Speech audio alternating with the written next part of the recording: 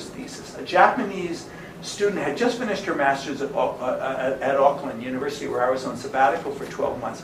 She comes into my office, puts the thesis on the desk, and says, "Professor Cohen, please read this." So she had learned in Asia that you say please plus whatever it is you want, and that's enough. And I had one of those experiences, a meta experiences, where I sort of step outside my body and this visceral reaction starts happening. And I found myself saying, you know how sometimes you watch what you're saying, and you say, am I really saying that? And I said, no, I'm not going to read your thesis. I'm not being paid here. I'm on sabbatical. I don't want to read your thesis. And I realized afterwards, if she had said, Professor Cohen, I was wondering if you might just take a quick look at this, because I would appreciate your feedback. How could I refuse her? If she said that, I probably would, oh, sure, you know, I'll go through it.